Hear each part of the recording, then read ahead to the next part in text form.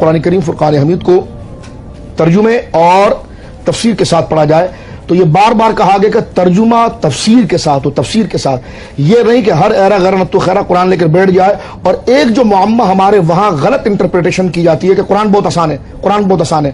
تو بھائی آپ جو کہہ رہے ہیں قرآن بہت آسان ہے، قرآن بہت آسان ہے، تو آپ کیسے آسان ہے آپ پر؟ تو کہتے ہیں جی مجھے تو عربی گرامر آتی، میرے لیے آسان ہے. میں نے کہا حضرت عمر کو گرامر کی بھی ضرورت نہیں تھی، لیکن پھر بھی وہ حضور کے قدموں میں بیٹھ کے قرآن سمجھتے تھے. کیا بات؟ تو اہل عرب پر اترا. تو یہ آپ کہاں سے معاملہ لے کر؟ قرآن آسان ہے. وَلَقَدْ يَسَّرْنَا الْقُرْآنَ لِلذِّكْرِ فَهَلْ مِن مُدَّكِرٍ، صرف نصاحے کے لیے آسان ہے، وہ احکام کے لیے آسان نہیں ہے. اگر وہ احکام کے لیے آسان ہوتا تو صحابہ کرام رضوان اللہ اجمعین کے ساتھ صفوف اور یہ تمام جو تفاسیر کو مرتب کیا گیا اس کی وضاحتیں نہیں ہوتی.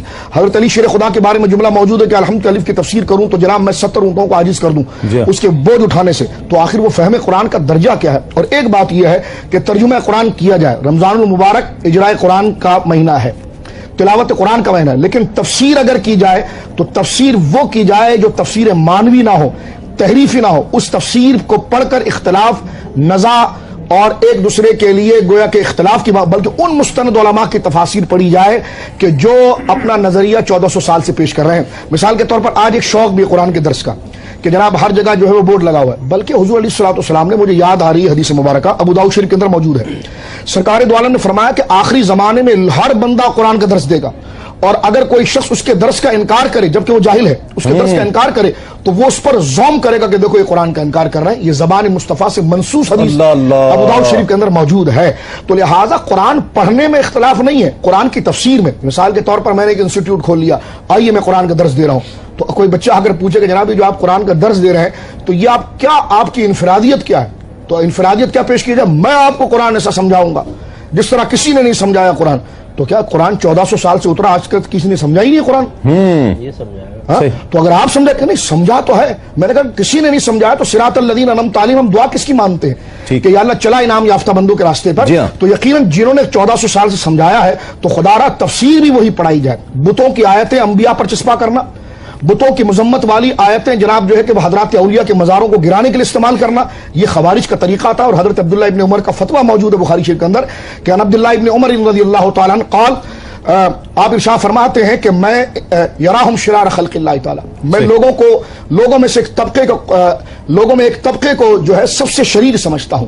پوچھا گیا ان کی شرارت کی علامت کیا ہے؟ فرمایا ان تلقوا الی آیت نزلت فی الکفار فجعلوها المؤمنین. فرمایا جو آیتوں کا مورد اور مصرف کفار بت ہوتے ہیں اس کو وہ انبیاء پر، اولیاء پر، مومنین پر صرف کرتے ہیں. اگر ایسی کوئی تفسیر ہے تو وہ ہٹانے کے لائق ہے، اور اگر ایسی کوئی تفسیر ہے جو اس کے مورد کو صحیح واضح کرتی ہے کہ الا ان اولیاء اللہ لا خوف علیہم ولا هم یحزنون الذین آمنوا وکانوا یتقون، یہ اللہ کے محبوب بندے ہیں. اور فرمایا ومن اضل ممن يدعو من دون اللہ، یہ اتنے بڑے گمراہ ہیں جو کفار جو ہے بتوں کو پکارتے ہیں، اس سے مراد کفار ہیں، بت ہیں. تو اگر وہ حق اور باطل کو فرق کر کے اور اللہ کے محبوب اور اللہ کے بے ادبوں میں فرق کر کے تفسیر بیان کی جاتی ہے تو اس تفسیر کو چوما بھی جائے گا، پڑھا بھی جائے گا، اور وہی مشل راہ ہوگی. سبحان اللہ. والذین یدعون من دون اللہ، اس دور میں ایک بہت بڑی تفسیر لکھی گئی ہے، میں حیران ہو گیا تسلیم بھائی، آج بھی موجود ہے. والذین یدعون من دون اللہ لا یخلقون شیئا وهم یخلقون. اس کا معنی یہ کہ جو اللہ کو چھوڑ کر بتوں کو پوجتے ہیں وہ کچھ نہیں پیدا کر سکتے، وہ پیدا کیے ہوئے. میں نے دیکھا اس کے نیچے لکھا ہوا تھا اس سے مراد علی حجویری ہے، اس سے مراد غریب نواز ہے، اس سے مراد غوث اعظم ہے. وہ خدا کے بندے، حضور علیہ الصلوۃ والسلام کے دور میں داتا علی حجویری کا کہاں ثبوت تھا اور غوث اعظم کا کہاں وجود تھا؟